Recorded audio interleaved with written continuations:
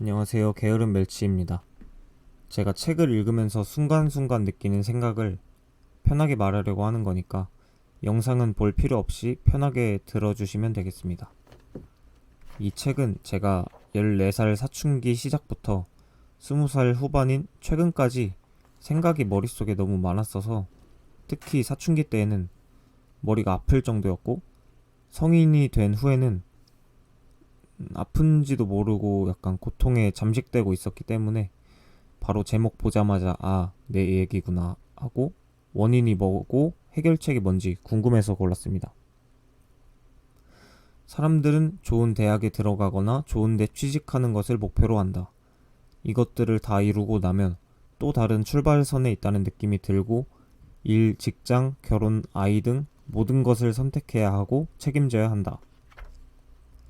무수한 선택의 기회에서 선택을 하고 후회하고 선택을 두려워하다 보면 부정적인 생각의 늪에 빠져버리고 내일이 오는 것을 두려워한다. 하지만 그런 사람들이 정신분석 치료를 받으며 부정적이게 된 원인을 찾았더니 그 캄캄한 동굴을 스스로 빠져나왔다. 사랑받지 못한 과거, 불행한 어린 시절 같은 바꿀 수 없는 것들을 붙잡고 바꾸려고 해봐야 고통스러울 뿐임을 깨닫게 된 것이다. 과거에 얽매여 있다면 소중한 현재와 미래를 잃어버리게 된다. 요즘에는 그래도 전 과거 생각을 잘 안 하는데 그것만으로도 스트레스가 많이 줄었고 부정적 과거를 잊기보다는 과거를 좀 받아들이고 내가 앞으로 하는 일이나 해야 하는 일에 집중을 했었고 과거를 받아들이기까지가 너무 엄청 많은 탐구를 하면서 더 고통도 받았지만 결국에는 전체적으로 나를 이해할 수 있게 되고 현재와 미래를 소중하게 여길 수 있게 됐던 것 같아요. 왜 난 다가오지도 않는 미래를 상상하며 두려워하고 분노하고 있는 것일까? 그런 생각을 하면서 시간을 무의미하게 흘려보낸다.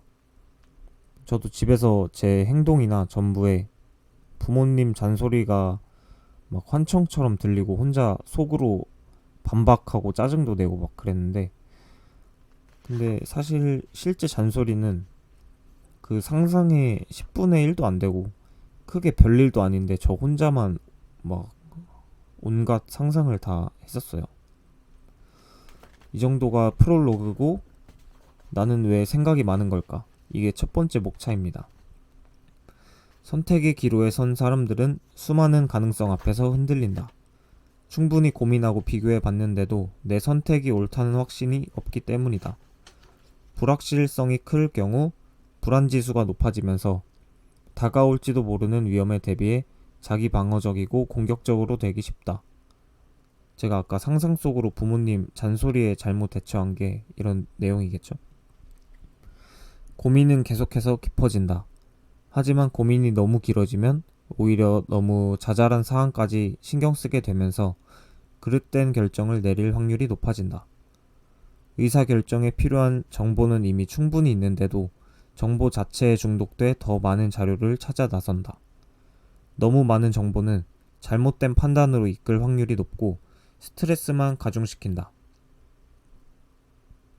요즘에 찾아볼 게 너무 많았는데 상품을 두 가지만 비교를 해도 점점 막 전 버전하고 다음 버전 이런 차이가 뭔지 가격도 계속 비교하고 그래서 끝이 안 나고 그래서 저는 이 책 보고 나서 그냥 어느 정도 비교하고 바로 카메라를 골랐던 것 같아요. 어떤 것이든 각각의 장단점이 있고 선택하지 않은 것에 대한 미련이 생길 수밖에 없다. 선택하지 않은 것은 깨끗이 포기하는 게 맞다. 둘의 장점을 가지려는 것은 지나친 욕심이다.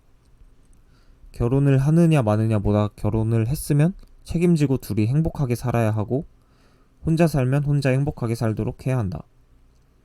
첫 걸음 떼기를 무서워하는 사람은 준비를 철저히 하고 시작하고 싶다고 하지만 무엇이든 시작하고 나면 전혀 상상도 못한 변수들이 나타난다.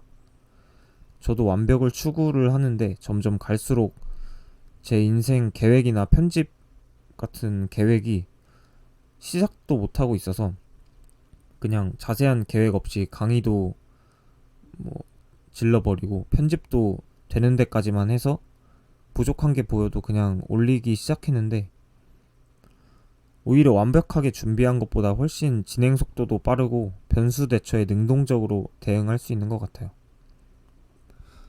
그리고 얘기가 이렇게 좀 갑자기 막 튀어나오는데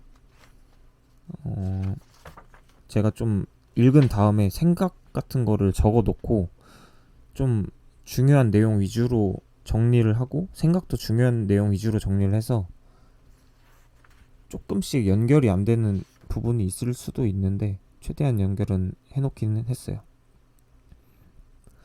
그리고 긍정적인 생각과 부정적인 생각의 비율은 16대 1이 황금 비율이라는 얘기도 나오고, 그 다음에는 인간 관계가 너무 피곤하다는 사람들의 특징, 사람들과 함께 있으면 사소한 반응까지도 모두 신경 쓰느라 쉽게 피곤해진다.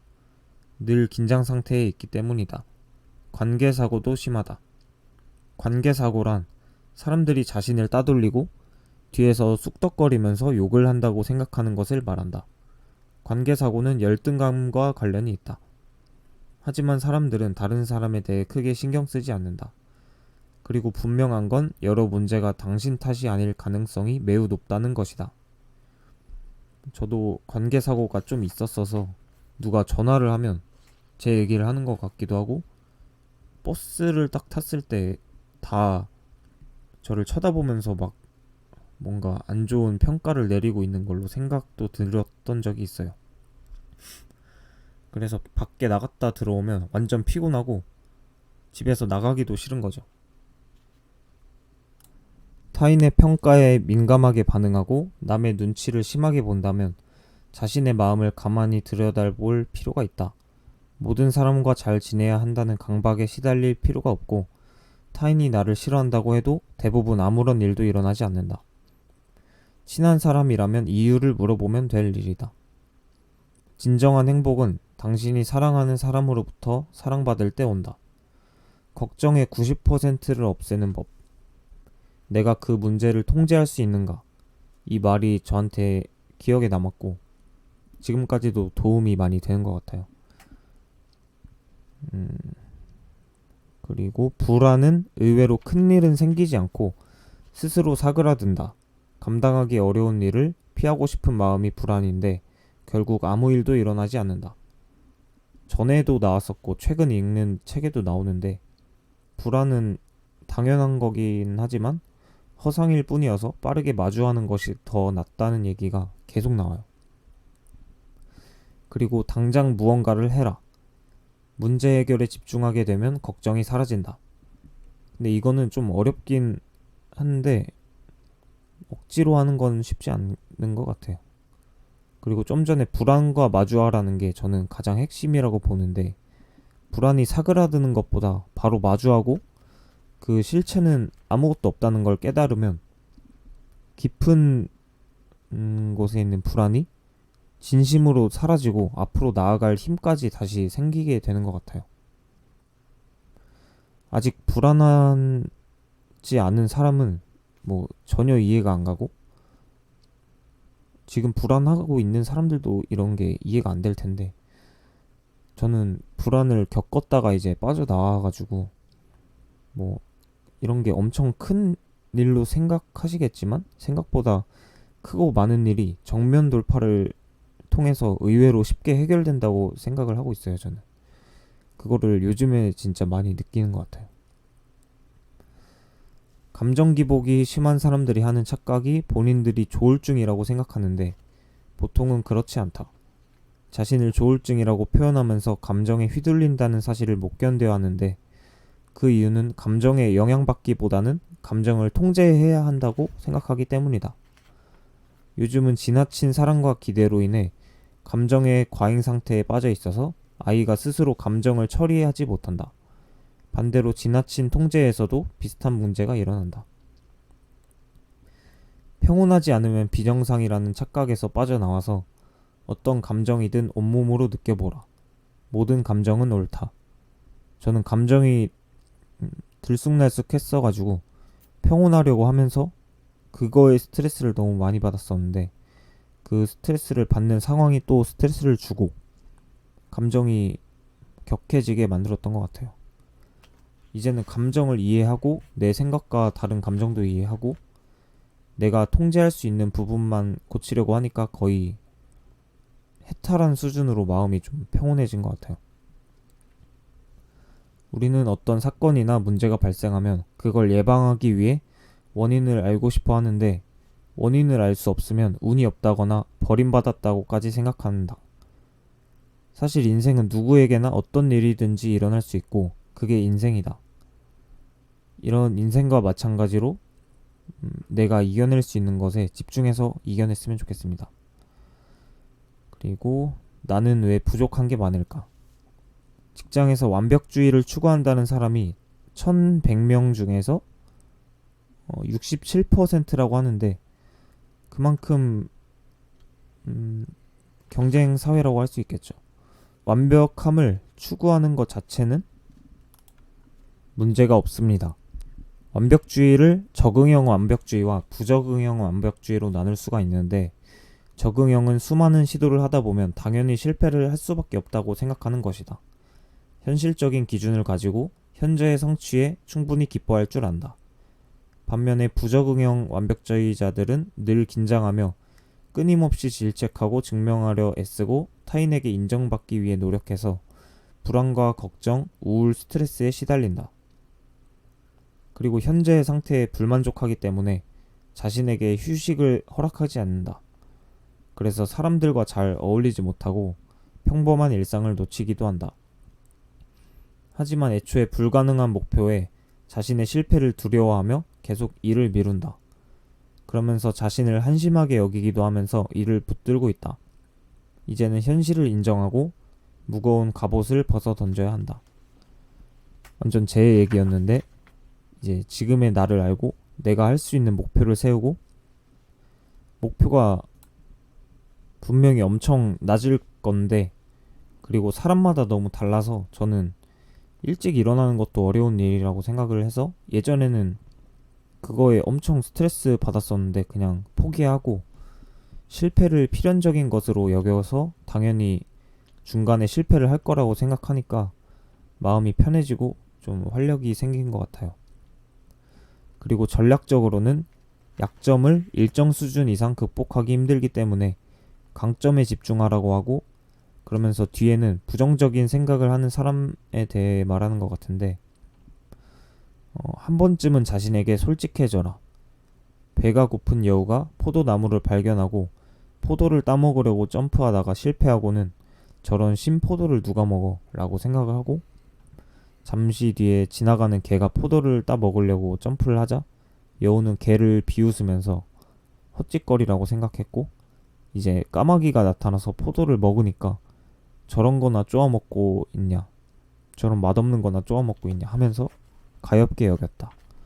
이렇게 자신의 열등감을 냉소적 태도로 표출하며 자신이 다른 사람보다 똑똑하고 세상을 잘 안다고 생각하며 우월감에 젖는다. 세상을 다 산 사람처럼 얘기하기도 한다. 이제 냉소의 가면을 벗고 자신에게 솔직해졌으면 한다.